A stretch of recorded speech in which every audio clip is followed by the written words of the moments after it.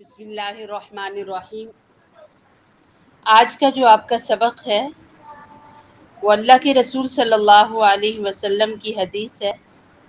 القرآن حجۃ لک او علیک۔ قرآن پاک تمہارے لیے یا تمہارے خلاف دلیل ہے۔ مطلب یہ ہے کہ جو بندہ قرآن شریف کے حقوق ادا کرتا ہے تو قیامت کے دن یہی قرآن کریم اس کے لیے سفارش کرے گا اور اللہ پاک اپنی کتاب کی سفارش قبول کرے گا، اور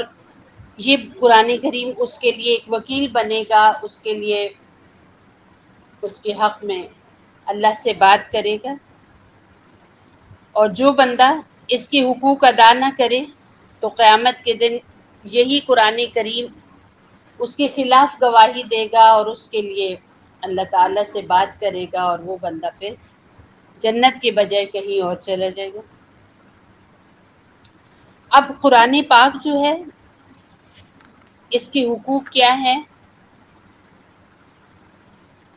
سب سے پہلے تو قرآن پاک کا یہ حق ہے کہ آپ قرآن پر ایمان لائیں کہ قرآن پاک اللہ پاک کی کتاب ہے، اللہ پاک نے اسے بھیجا ہے، اتارا ہے، یہ اللہ تعالیٰ کی باتیں ہیں۔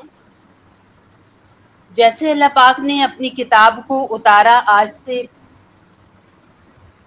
15-16 صدیاں پہلے، یعنی ہمارے نبی صلی اللہ علیہ وسلم پر، تو آج تک اس کے کسی نقطے کے اندر بھی کوئی تبدیلی نہیں کر سکا اور نہ قیامت کی صبح تک کوئی کر سکے گا۔ سب سے پہلے تو قرآن پاک پر ایمان لانا کہ یہ اللہ کی طرف سے اتری ہوئی سچی کتاب ہے اور قیامت تک یہ بدلے گی نہیں۔ اور پھر نمبر 2، اسے ایمان لانے کے بعد اچھے طریقے سے پڑھنا۔ اچھے طریقے سے پڑھنے سے یہ مراد ہے کہ آپ اس کو صحیح تلفظ کے ساتھ پڑھیں، اس کے الفاظ اچھے سے پڑھیں، ہر وہ لفظ یعنی الف سے لے کر یا تک جو حروف ہیں وہ کیسے ادا ہوتے ہیں، کون سے لفظ نرم پڑھے جاتے ہیں، کون سے سخت، کون سے موٹے پڑھے جاتے ہیں اور کون سے باریک، اور کون سے حروف جو ہیں وہ جب ساکن ہو تو ہلا کر پڑھے جاتے ہیں اور کون سے بغیر ہلائے پڑھے جاتے ہیں۔ اور الفاظ تو اس طرح پڑھنا، اور جب عبارت پوری ہو یعنی آیت ہو تو کس جگہ پر آپ وقف کر سکتے ہیں اور کس جگہ پر آپ کو وقف نہیں کرنا، اور پوری آیت آپ کو کیسے پڑھنی ہے، اور اس آیت کو پڑھتے ہوئے کون سی ایسی جگہ آ جاتی ہے جہاں آیت کو روک کر، جہاں تلاوت کو روک کر آپ اٹھیں گے اور آپ وہاں پر سجدہ کریں گے، جسے سجدہ تلاوت کہتے ہیں۔ تو پہلا حق یہ ہے کہ قرآن پاک پر ایمان لانا، اور دوسرا اس کو صحیح پڑھنا، عربی کو صحیح پڑھنا، اور تیسرا یہ ہے کہ اس کو معنی کے ساتھ صحیح پڑھنا۔ آپ کو قرآن کریم کے معنی صحیح آتے ہوں، معنوں کے ساتھ آپ سیکھ جائیں۔ جب قرآن پر ایمان لے آئے، جب قرآن پاک کے الفاظ کو اچھا پڑھ لیا، جب قرآن کا ترجمہ صحیح آ گیا، تو پھر اگلا کام یہ ہے کہ اس پر عمل کریں۔ قرآن نے کس جگہ پر کیا کرنے کو بولا ہے وہ ویسا ہی کریں، یعنی جو قرآن کے احکامات ہیں ان ساروں پر عمل کریں۔ جب قرآن پر ایمان لے آئے، قرآن کے الفاظ کو صحیح پڑھا، پھر قرآن پاک کا ترجمہ پڑھ لیا، قرآن پہ عمل بھی کر رہے ہیں، تو ساتھ ساتھ آپ دوسروں تک اس کو پہنچائیں بھی۔ یہ بھی بہت ضروری ہے کہ آپ لفظ بلفظ اور حرف بحرف جیسے سیکھا ہے دوسروں تک اس کو پہنچائیں، اور دوسروں کو پہنچاتے ہوئے ان کو بھی یہی کہیں کہ وہ بھی قرآن پر ایمان رکھیں، پھر قرآن کے الفاظ کو اچھا پڑھیں، پھر ترجمہ اچھا پڑھیں، پھر عمل بھی کریں اور دوسروں کو اس پیغام کو پہنچائیں کہ یہ قرآن کے حقوق ہے۔ جس نے قرآن کے حقوق، قرآن کو یعنی جس نے قرآن کے حقوق ادا کیے تو قیامت کے دن یہ قرآن اس کے لیے سفارش ہوگا۔ لیکن جس انسان نے قرآن کے حقوق کو ادا نہیں کیا، بس قرآن ہے، یہ نہیں پتا کہ کیسے ماننا ہے، کسی نے کہہ دیا یہاں اچھا لفظ بدل گیا ہے، یہاں زبر زیر پیش ہو، ٹھیک نہیں ہوگی نا۔ یہ نہیں سوچا کہ قرآن کی شروع میں اللہ پاک جو سب سے بڑے ہیں، جنہوں نے قرآن بھیجا ہے، انہوں نے یہ کہا ہے کہ یہ لاریب کتاب ہے، اس میں کسی قسم کے شک کی بھی گنجائش نہیں ہے۔ تو جس انسان نے قرآن کے حقوق کو ادا نہیں کیا، قیامت کے دن یہی قرآن اس کے خلاف کھڑا ہوگا اور اللہ کے حضور مطالبہ کرے گا کہ اس بندے نے میرا حق ادا نہیں کیا، لہٰذا آپ اس سے جنت نہ بھیجیں۔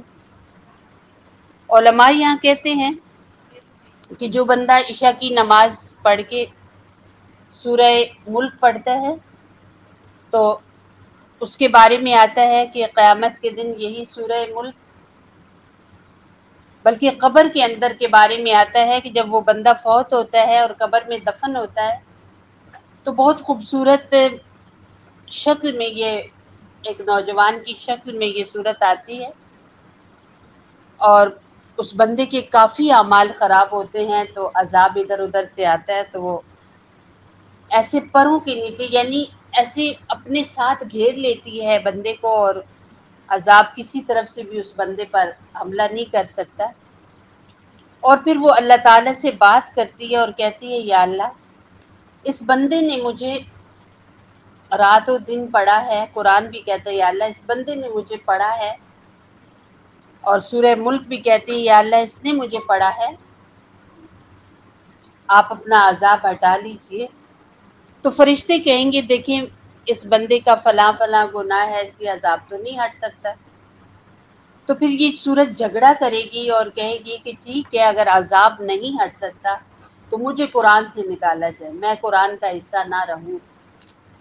تو اللہ تعالیٰ کی طرف سے پھر آواز آئے گی کہ یہ سورت قرآن کا ہی حصہ رہے گی، اور ہم اس کی سفارش اس مرنے والے کے حق میں قبول کرتے ہیں اور عذاب اس کو نہیں دیتے۔ سبحان اللہ۔ تو دیکھیں ایک سورت کا یہ عالم ہے، تو جو بندہ پورا قرآن پڑھتا ہے تو اس کے لیے قرآن کریم کتنا زبردست سفارشی بنے گا اور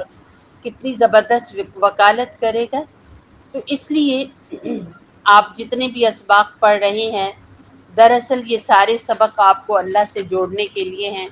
اللہ کے رسول علیہ الصلاۃ والسلام سے تعلق مضبوط کرنے کے لیے ہیں۔ تو آپ ہر سبق کو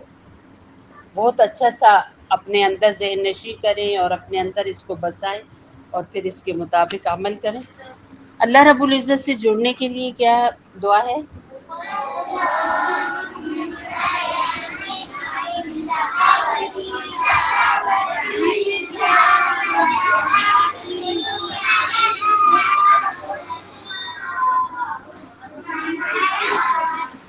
اور نبی صلی اللہ علیہ وسلم کے لیے درود شریف